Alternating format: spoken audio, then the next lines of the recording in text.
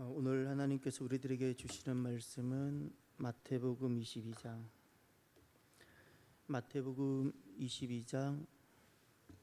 15절에서 22절까지 말씀입니다. 마태복음 22장 15절에서 22절.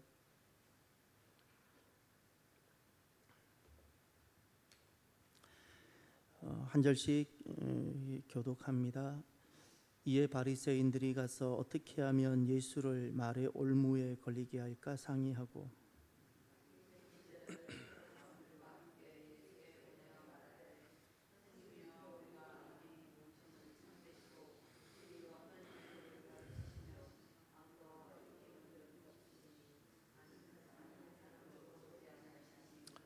그러면 당신의 생각에는 어떠한지 우리에게 이르소서. 가이사에게 세금을 바치는 것이 옳으니까 옳지 아니하니까 하니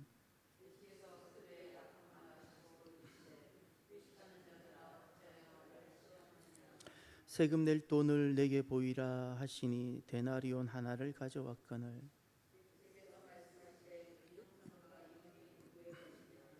이르되 가이사의 것이니이다. 이에 이르시되 그런즉 가이사의 것은 가이사에게 하나님의 것은 하나님께 바치라 하시니 그들이 이 말씀을 듣고 놀랍게 여겨 예수를 떠나가니라.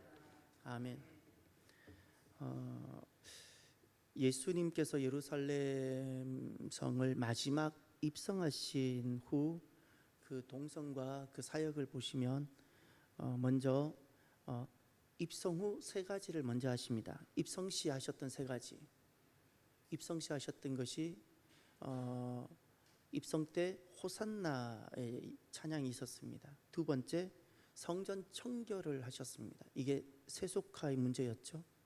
세 번째, 무화과 나무 저주 사건을 행하셨습니다. 이것은 믿음의 삶에 대한 부분을 다루신 겁니다. 믿음. 그럼 이렇게 입성 시에 세 가지가 있었습니다. 입성 시에. 그리고 나서 두 번째로 주님께서 하셨던 사역이 권위에 대한 부분입니다. 권위가 세 가지 비유를 통해서 권위를 다루셨습니다. 하나가 두 아들 비유. 첫째는 가겠다 했다가 안 간 아들, 둘째는 안 가겠다고 간 아들. 두 아들 비유를 통해서 권위에 대한 말씀하셨고, 두 번째 또 권위에 대한 비유로 포도원 악한 농부 비유를 하셨습니다. 열매 맺는 백성, 열매를 맺는 백성, 합당한 자. 세 번째 혼인잔치 비유를 통해서 합당한 자, 청함은 받았지만 택함을 입지 못한 자들, 합당하지 못한 겁니다. 혼인잔치 비유를 통해서 무엇이 합당한 것인지, 어떤 것이 열매 맺는 백성인지, 무엇이 참된 순종인지를 그 권위에 대한 순종과 권위에 따른 어떤 열매, 무엇이 참으로 주님께 복종하는 합당한 모습인지를 하나하나 말씀해 주셨습니다. 그리고 나서 세 번째 주님께서 하셨던 사역이 성전에서 논쟁을 하셨습니다. 논쟁에는 세 가지 주제가 있었습니다. 하나가 오늘 본문에 등장하는 세금의 문제, 두 번째가 부활의 문제, 부활이 있느냐 없느냐의 문제, 왜냐하면 당시엔 부활을 거부하는 사람들이 있었기 때문에. 세 번째, 어느 것이 큰 계명이냐, 이런 문제들이었습니다. 오늘 우리가 예수님께서 이제 성전에 마지막 입성을 하셔서 성전에서 하셨던 세 번째 사역 중에 첫 번째, 세금에 대한 부분입니다. 그리스도인은 어떤 사람이죠? 그리스도인이란 거듭난 사람을 말합니다. 거듭나기 전에는 교회를 다니는 종교인이지 그리스도인이 아닙니다. 그리스도인이란 거듭난 사람입니다. 그리고 그리스도인의 삶의 위치는 세상 속에 있습니다. 이것 때문에 그리스도인들에게는 분명하게 정리되어져야 되는 것이 하나 있는데, 세상 속에 있는 거듭난 자는 그 세상과 어떤 관계를 맺어야 하느냐라는 겁니다.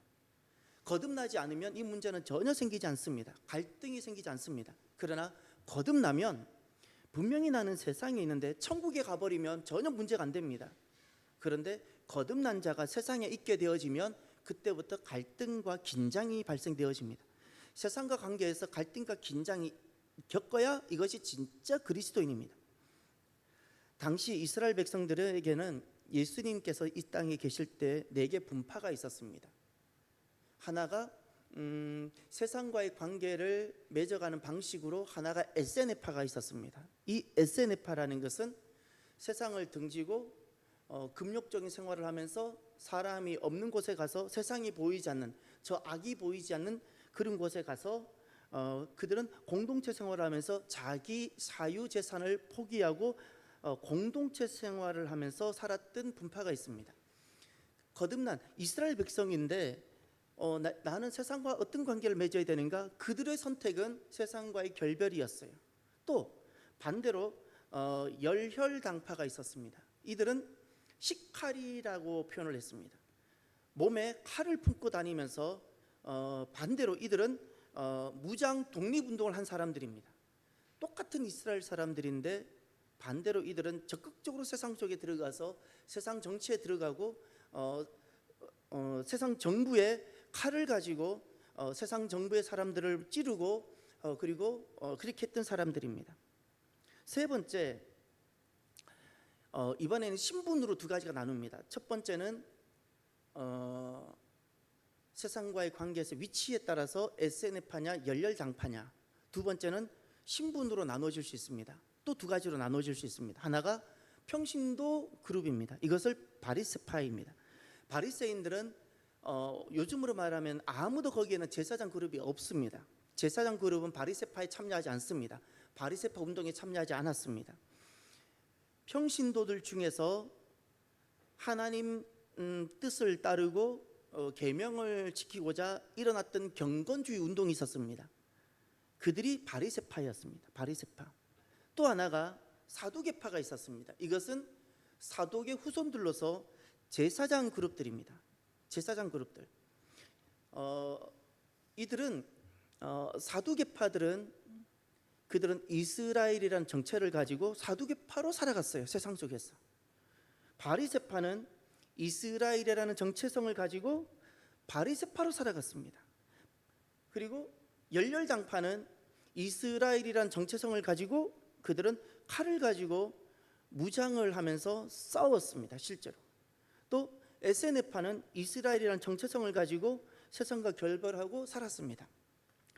어떻게 살아야, 어떻게 사는 것이 오늘날 우리 그리스도인들의 삶일까요? 오늘 우리 한국을 한번 생각해 보면 우리는 지금 복음이 다시 들어온 지 120년입니다. 저는 개인적으로 1884년에 처음 복음이 들어왔다고 여기지 않는 사람입니다. 그 전에 이미 우리나라에는 복음이 지나간 흔적들이 있기 때문에 그렇습니다. 아직 신학계에서 그것을 완전히 다 고증해내지 못하기 때문에 그럴 뿐입니다. 우리는 그 전에 우리나라에 이미 그 복음이 지나간 흔적들이 참 많습니다. 많습니다. 그러나 분명한 것은 일단 1884년에 복음이 다시금 들어왔습니다. 엄청난 부흥이 일어났습니다. 곳곳에 교회가 세워졌습니다. 그런데 여기에 우리의 특수성이 하나 있습니다.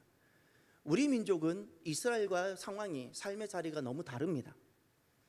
이스라엘은 나면서부터 이스라엘인으로 말씀의 아들로 그냥 살아가는 겁니다.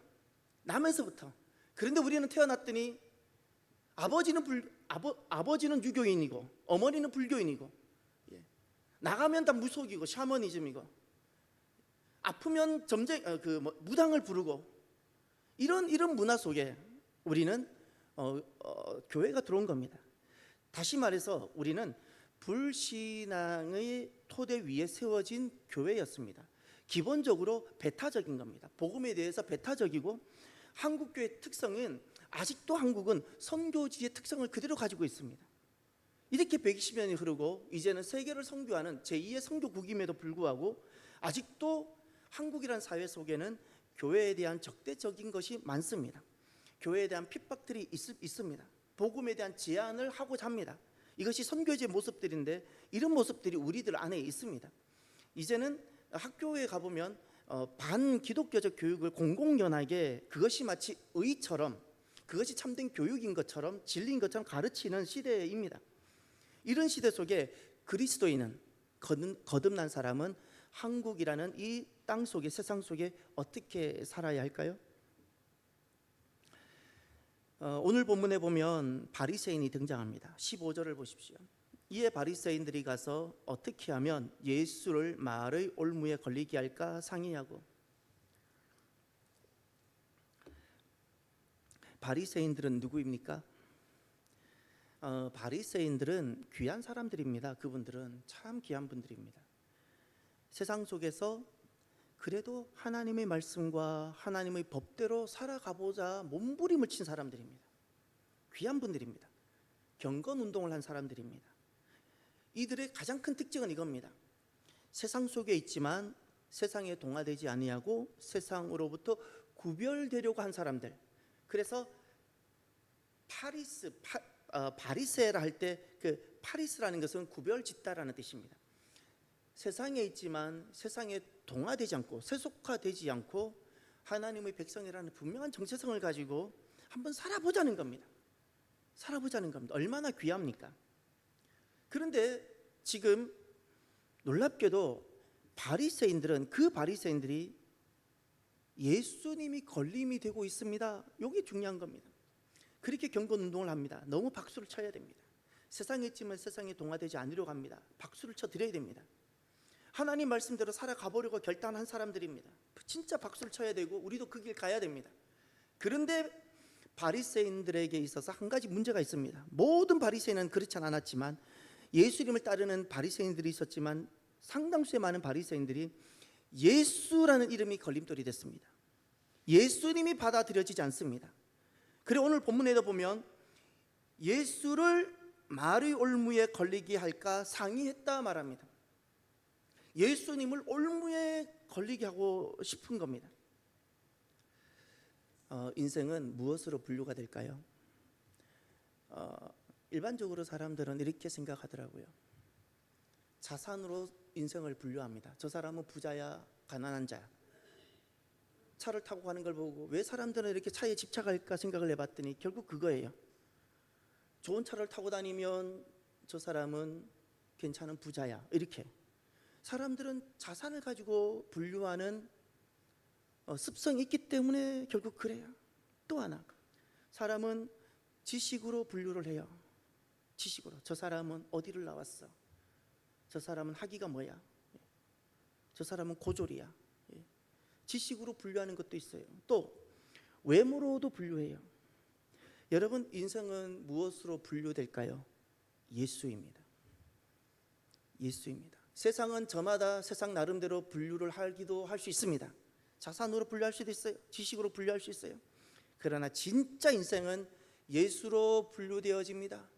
예수 인생이냐? 예수 인생이 아니냐? 인생은 예수 인생이냐? 예수 인생이 아니냐? 아무리 바리새파라도 상관없습니다. 아무리 대제사장이라도 관계없습니다. 그가 예수 인생이냐? 예수가 아니냐? 바리새인들은 그렇게 하나님 말씀대로 살아가려고 몸부림친 사람들입니다. 그러면 그 바리새인들에게 우리가 질문을 하나 해야 됩니다. 무엇이 진짜 말씀대로 살아가는 삶인가라는 겁니다. 무엇이 진짜 말씀대로 살아가는 삶일까요? 예수입니다.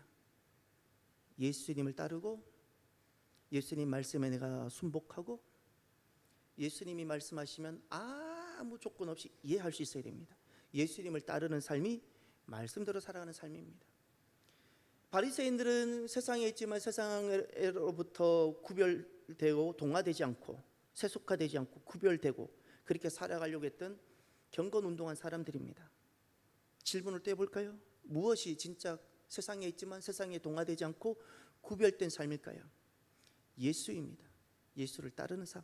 예수를 따르는 삶. 바리새인 중에 한 사람이었던 사도 바울은 바리새파 사람입니다. 바리새를 잘 압니다. 그는 이렇게 고백합니다. 바리새파 출신이었던 사도 바울이 어떻게 고백하는가를 보십시오. 로마서 14장을 가십시오. 로마서 14장 8절. 이건 잊지 말아야 됩니다. 사도 바울은 원래 바리새파 출신입니다. 랍비 밑에서 자란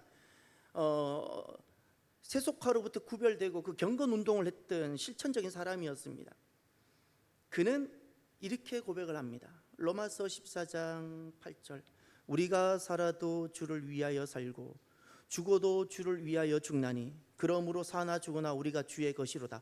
이 주라는 단어에 다 예수라는 단어를 바꾸어서 한번 다시 고백해 보시길 바랍니다. 여기서 말하는 주는 오직 예수님을 말합니다. 다시 한번 읽겠습니다. 다 함께 봅시다. 우리가 살아도 예수를 위하여 살고 죽어도 예수를 위하여 죽나니 그러므로 사나 죽으나 우리가 예수의 것이로다. 아멘. 이것이 진짜 구별된 삶입니다. 이것이 사도 바울의 고백입니다. 바리새파였던 사도 바울의 진정한 고백입니다. 그리스도인은 이 땅에서 어떻게 살아야 될까요? 우리는 분명히 세상 속에 있습니다. 우리는 세상을 등져야 될까요? 아니면 칼을 들어야 될까요? 어떻게 살아야 될까요? 사도 바울의 고백을 한번 기억합시다. 무엇이 진짜 구별된 세속화되지 않는, 세상에 있지만 세속화되지 않는 모습일까요? 예수로 살고 예수로 죽고, 할렐루야. 살아도 사는 이유가 예수님 때문에, 죽어도 예수님 때문에, 할렐루야. 살아도 예수님을 위하여, 죽어도 예수님을 위하여, 사나 죽으나 우리는 오직 예수님의 것, 할렐루야. 이 고백이라면 우리는 세상 속에서 하나님께서 보실 때 기뻐하시는 하나님 백성으로 우리는 살고 있게 될 것입니다. 다시 오늘 본문으로 돌아가셔서 두 번째, 바리새인들은 무엇을 하고 있는가를 한번 보시길 바랍니다. 16절에 보면 바리새인들이 무엇을 하고 있습니다. 자기 제자들을 헤롯 당원들과 함께 예수께 보내어 말하되 선생님이여 우리가 아노니 당신은 참되시고 진리로 하나님의 도를 가르치시며 아무도 꺼리는 일이 없으시니 이는 사람을 외모로 보지 아니하심이니이다. 바리새인들은 지금 16절에서 두 가지를 하고 있습니다. 하나가 자기 제자들, 바리새인들의 제자들, 쉽게 말하면 그냥 바리새인이라 보시면 됩니다. 자기 제자들과 헤롯 당원들과 함께 하게 합니다. 우리는 지금 이 문제가 대수롭지 않게 보입니다. 아무렇지도 않는 것처럼 보입니다. 여러분, 우리가 살아가면서 절대 함께 할 수 없는 어떤 것이 있을 수 있습니다. 함께 해서는 안 되는, 함께 해서는 안 된다고 했을 때 그냥 얼른 떠오르는 것은 없고, 제가 자랄 때 저희 집안에서는 이렇게 가르쳤습니다. 절대 경주 최 씨와는 결혼을 못한다. 왜냐하면 일가니까. 저는 경주 이가입니다. 그런데 경주 최 씨와는 결혼을 못한다는 겁니다. 올라가 보면 같은 집안이었다는 겁니다. 쉽게 말하면 함께 해서는 할 수 없는 어떤 것들이 있는 겁니다. 함께 했을 때는 내 존재가 부정되는 것이 있을 수 있는 겁니다. 지금 이 바리새와 헤롯 당원은 함께 할 수 없는 존재입니다. 바리새파는 헤롯 당원처럼 안 살고 싶어서 나온 사람들입니다. 그들은 경건운동하는 사람입니다. 헤롯 당원이라는 것은 쉽게 말하면 친 로마 사람들입니다. 우리가 오늘날 잘 생각하기 쉬운 말로 말하면 그 친일파 같은 사람이고, 이 바리새파 관점에서 보면 제일 싫은 사람, 제일 역겨운 사람이 바로 그와 같은 사람들입니다. 그런데 평소에는 이들은 상종도 안 합니다. 상종도 안 하고 아마 결혼도 안 했을 겁니다. 그 자녀들 서로 결혼 안 시켰을 겁니다. 그런데 지금 같이 갑니다. 함께 합니다. 이런 일을 하고 있습니다. 또 이 바리새인들이 두 번째 한 것이 있습니다. 예수님에 대한 네 가지 고백을 합니다. 예수님에 대한 네 가지 고백이 무엇인가를 한번 보십시오. 16절 중반절에 보면 당신은 참되시고, 첫 번째입니다. 예수님은 참되십니다. 진리라는 겁니다. 예수님은 진리입니다. 두 번째, 하나님의 도로 가르치십니다. 하나님의 도를 가르치십니다. 세 번째, 아무도 꺼리는 일이 없으십니다. 그러니까 쉽게 예수님께는 문제가 없습니다 라는 겁니다. 꺼리는 일이 없다. 예수님께는 어떤 흠잡을 것이 없습니다. 네 번째, 예수님은 외모를 보지 않습니다. 지금 이 바리새파 사람들이 말한 이 네 가지가 다 팩트입니다. 사실입니다. 옳은 것들입니다. 그런데 이제 여기서 이 바리새파 사람들이 한 두 가지를 생각해 보시길 바랍니다. 지금 이들은 내가 바리새파라는 이 존재와 정체성이 부정되는 연합을 하고 있습니다. 바리새파 사람들은 절대 헤롯 당이랑 연합하지 않습니다. 연합되는 순간 나는 세상과 구별되려고 살았는데 세상과 연합해서 살아가는 그 헤롯 당과 연합하는 순간 나는 바리새파 사람으로 정체성이 무너져 버리는 겁니다. 물과 기름은 절대 연합이 되지 않는 것처럼 바리새파 사람들은 원래 헤롯 왕과 절대 연합이 될 수 없는데 이들은 지금 연합하고 있어요. 이게 무슨 연합이죠? 거짓 연합이라는 겁니다. 이게 거짓 연합이고 이게 거짓 평화라는 겁니다. 연합되는 순간 내 존재가 부정되는데 연합을 해요? 거짓입니다. 거짓입니다. 또 이들은 무엇을 하고 있는가를 보십시오. 네 가지 고백을 합니다. 정말 귀한 신앙 고백입니다. 사실입니다. 그런데 마음으로 시인하지 않습니다. 사실입니다. 이들이 말한 네 가지가 다 옳습니다. 예수님은 진리시며 하나님의 도를 가르치시며 어떤 누구에도 흠잡힐 만한 흠이 없으신 분이며 죄가 없으시며 사람을 결코 외모로 보지 않습니다. 옳은 말입니다. 그런데 마음으로 고백은 하진 않습니다. 이게 무엇인가요? 거짓이라는 겁니다.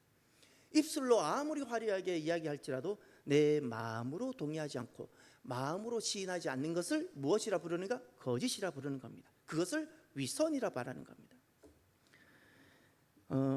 신앙에 있어서 거짓된 신앙이 있습니다. 무엇이 거짓된 신앙인가? 내 믿음이 부정되는데 내 믿음이 부정되는 그 연합이 내게 있다면 그건 내 신앙이 거짓이라는 겁니다.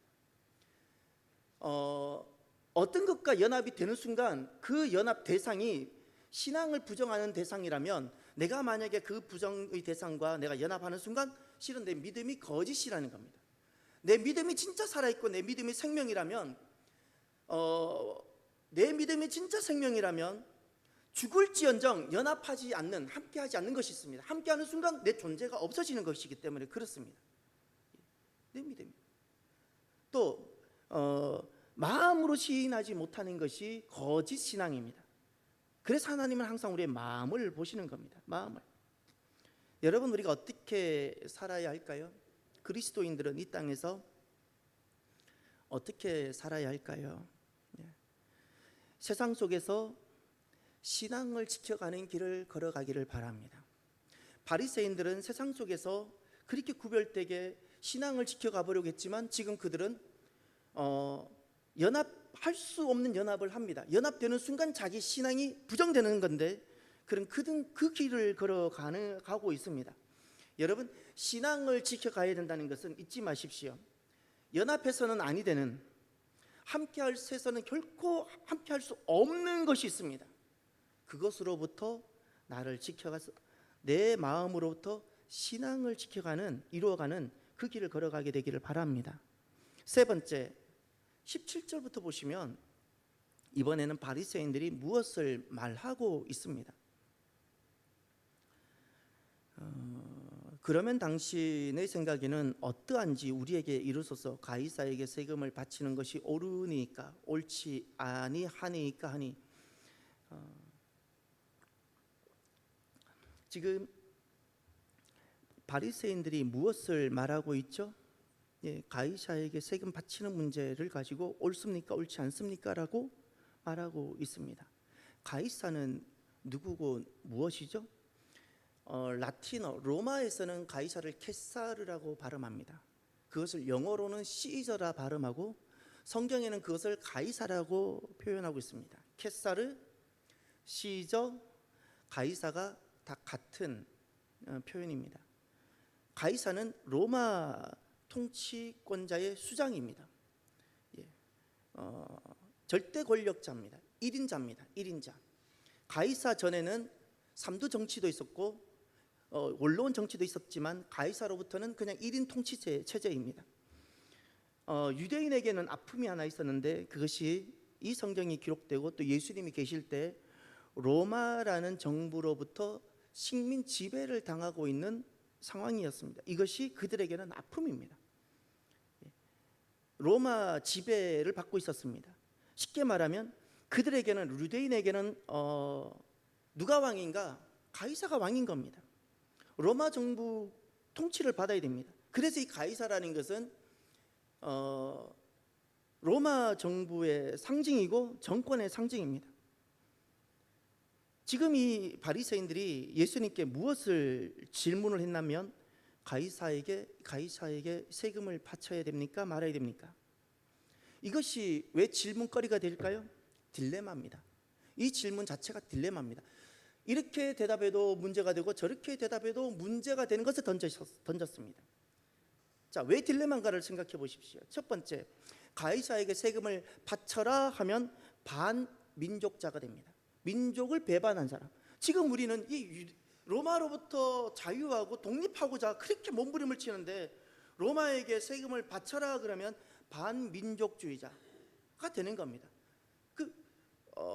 유대 공동체 사회로부터 낙인이 찍히는 겁니다. 그럼 더 이상 예수님은 그 말씀을 전할 수가 있겠습니까? 또 가이사에게 세금 바치지 마라 하면 당시 통치자였던 로마의 실정법을 위반해서 구속을 당하는 겁니다.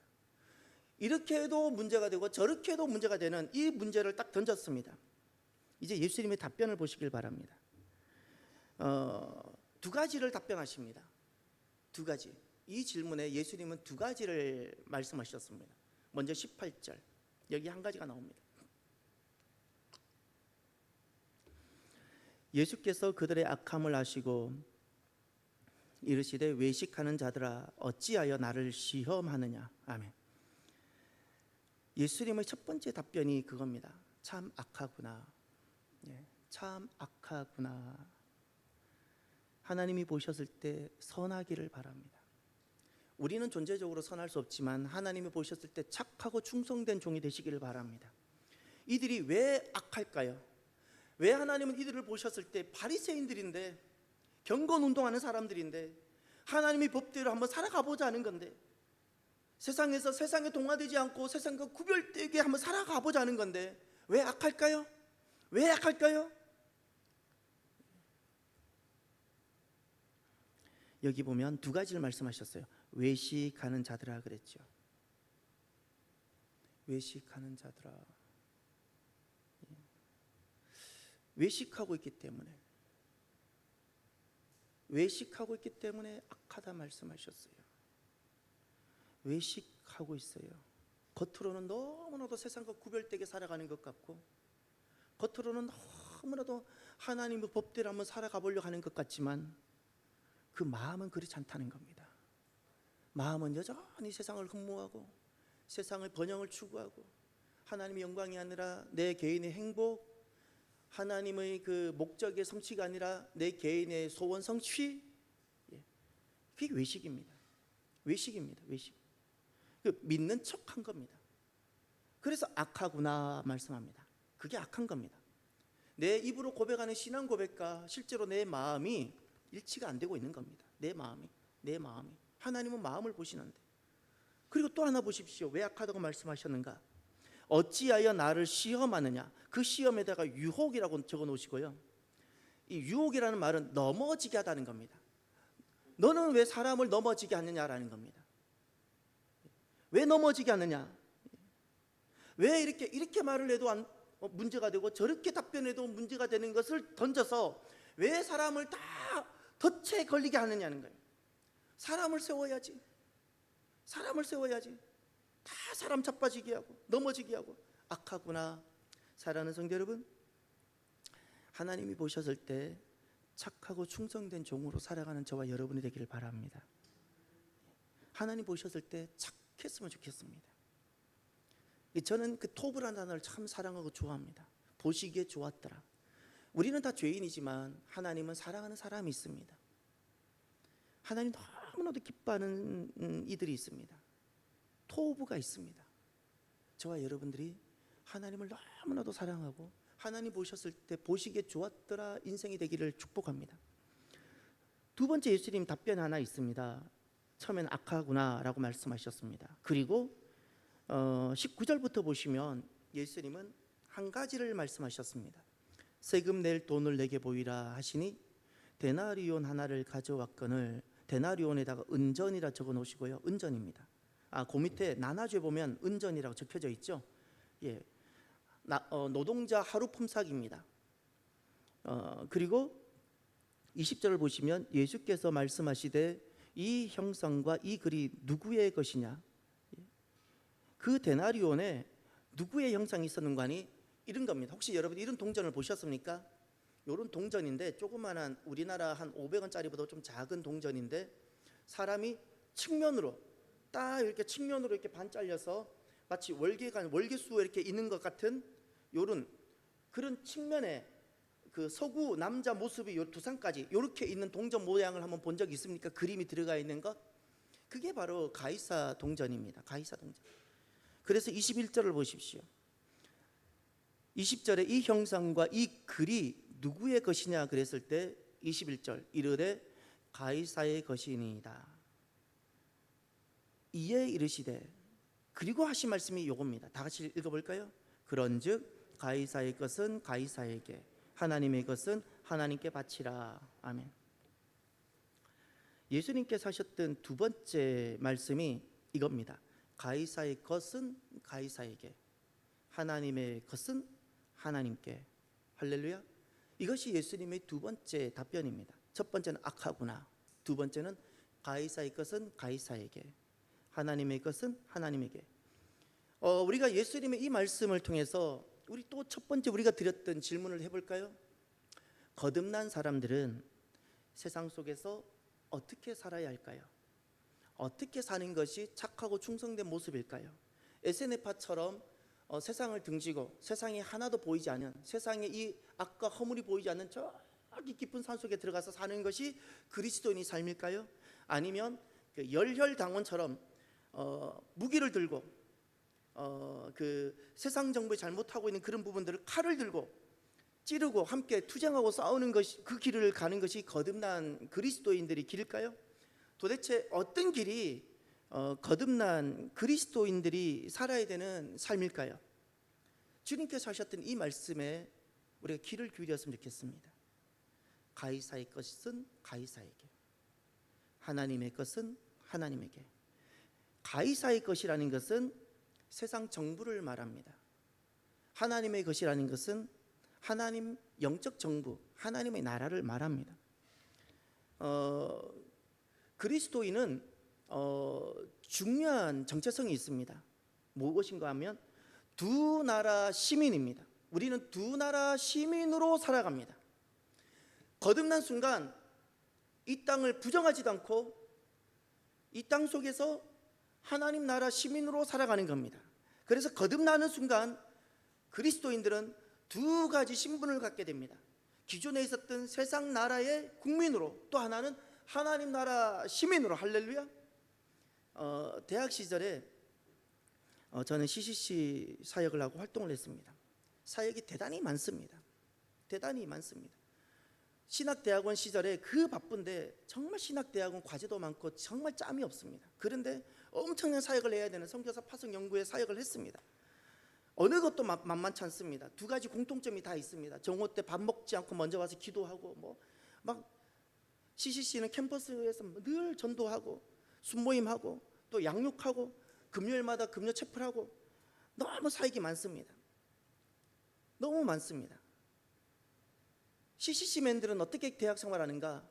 자기 학과 공부만 하는 것이 아니라 CCC 사역을 하고 학과 공부를 같이 하는 겁니다. 놀랍게도 그 많은 사역과 활동을 하는데도 대부분 장학생들이 CCC 안에 다 있었어요. 우리는 그렇게 생각합니다. 아니, 한 나라 시민으로도 살아가기 힘드는데 어떻게 두 나라 시민으로 살아갑니까? 할 수 있습니다. 얼마든지 가능합니다. 가능합니다.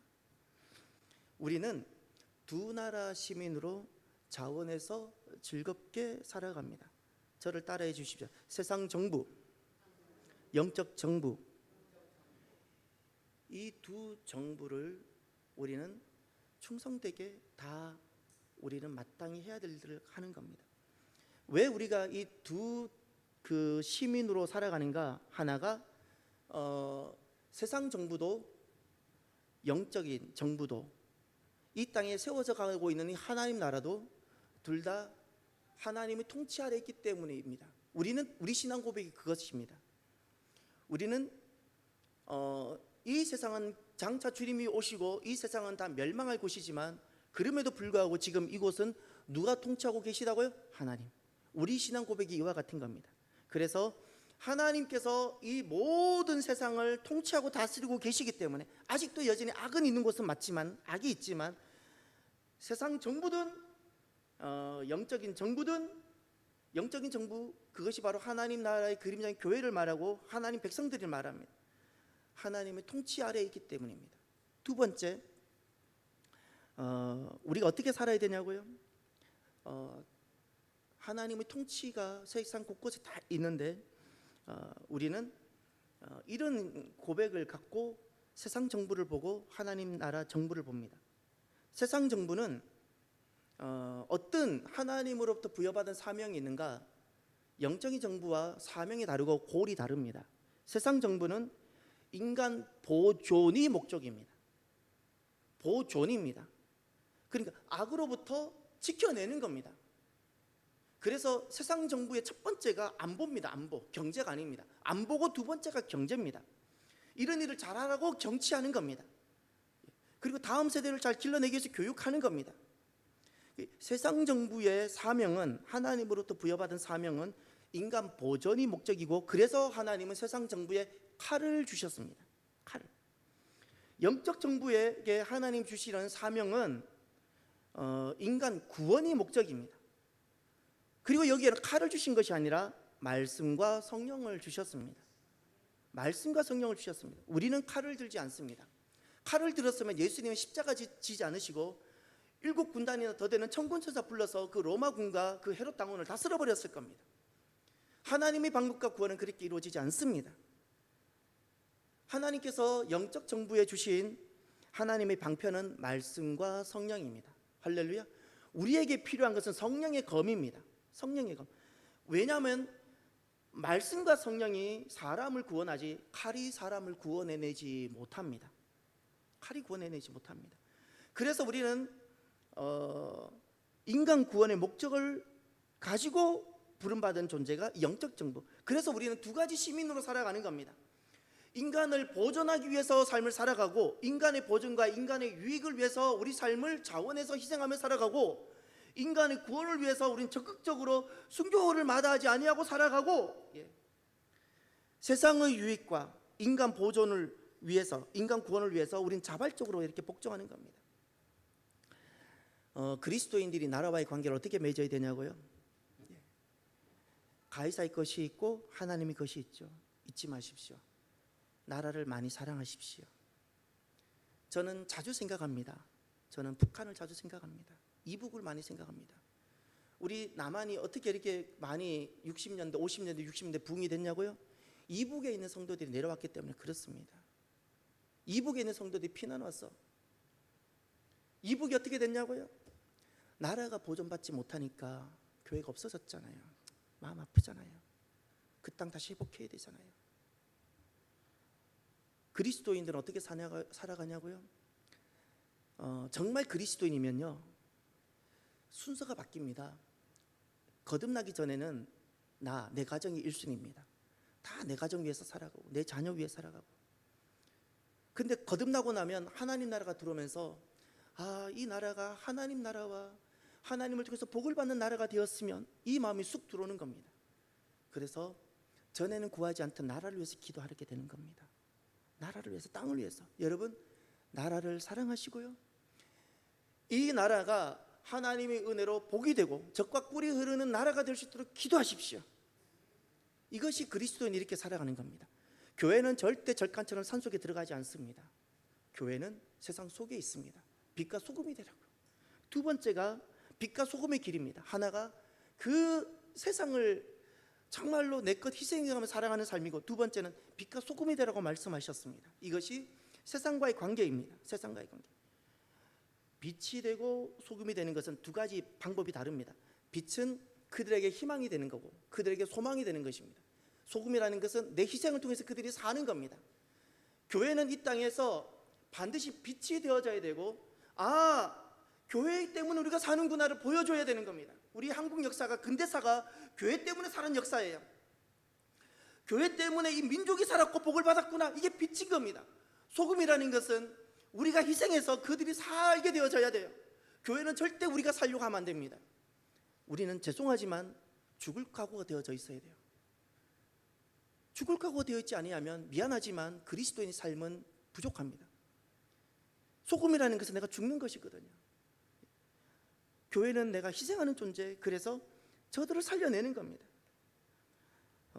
오늘 우리는 그 세금이라는 문제를 통해서 그리스도인들이 오늘날 어떻게 세상과의 관계를 맺고 세상 속에서 살아가야 되는가를 말씀을 듣게 됩니다. 여러분, 우리는 어떻게 살기를 바라십니까? 신실하고 헌신된 그리스도인들이 이 나라를 건강하고 바르게 세워갈 수 있도록 각 분야에 세워서 파송하는 교회가 되었으면 좋겠어요. 정치, 경제, 교육, 문화, 이 네 장르에 잘 기억하셔야 됩니다. 정치, 경제, 교육, 그리고 여러 가지 지금 우리나라 문화가 엄청 발달하고 있는데 문화, 이 네 곳곳에 정말 신실한, 목회자보다 더 하나님 사랑 같은 신실한 젊은이들이 너무 많은데, 그들이 양육되어져서 그들이 각 분야에 들어가서 하나님 나라 꿈을 가지고 하나님 나라 비전을 가지고 그것에서 정치를 하고 그것에서 경제활동을 하고 경제를 풀어내고 그것에서 다음 세대를 그렇게 길러내고, 그렇게 하나님 보셔서 또 우리가 살아가는 이 문화의 삶이 하나님 기뻐 받으실 만한 그런 문화를 만들어내고, 이렇게 각 분야에 뛰어나고 신실한 헌신된 사람들을 양육해서 보내는 교회가 되기를 바랍니다. 절대 한국을 포기하지 마십시오. 하나님이 버리시기 전까지는 포기하지 마십시오. 사랑하십시오. 기도하십시오. 제 윗대 분들에게 배운 것이 그겁니다. 그분들은 항상 기도할 때마다 나라를 먼저 기도하셨던 것을 제게 보여주셨습니다. 오늘날 성도들 나라를 위해서 많이 기도하지 않습니다. 기도하지 않습니다. 기도해야지요. 기도해야지요. 저는 또 말씀드립니다. 북한을 생각하십시오. 장대현 교회가 있었던 그곳에 지금 가면 김일성 동상이 버티고 있어요. 가슴 아프지 않습니까? 가슴 아프지 않습니까? 한 세대 만에 이루어진 겁니다. 한 세대 만에 북한이 저렇게 돼버렸어요. 평양의 예루살렘, 동방의 예루살렘이라 그랬는데, 오늘도 저와 여러분들이 세상을 버리지도 말고요, 세상을 등지지도 말고요, 세상 속에서 하나님 마음으로, 어머니 같은 마음으로 사랑하면서 빛과 소금이 되기로 결단하며 두 나라 시민으로 힘껏 살아가는 저와 여러분이 되기를 주의 이름으로 축원합니다. 기도합시다. 오늘 나에게 주신 말씀을 가지고 우리가 살아갑시다. 기도합시다. 내 남은 삶 두 나라 시민으로 의미 있게 살아갈 수 있도록 하나님 앞에 고백하고 그 힘을 달라고 기도하시길 바랍니다. 기도합시다. 할렐루야. 하나님 아버지 감사합니다.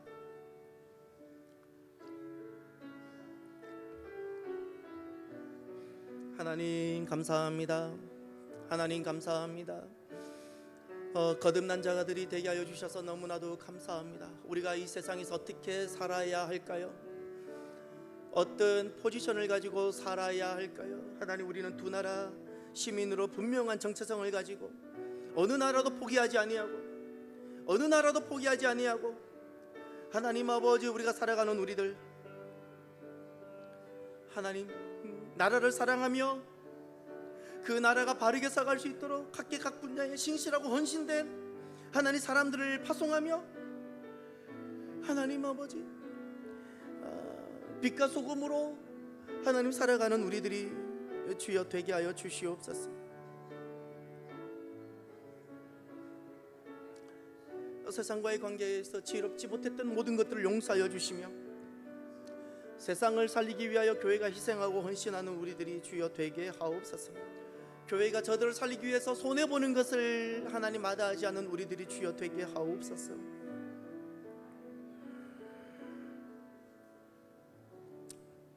한 가지 우리가 더 기도할 것이 있습니다.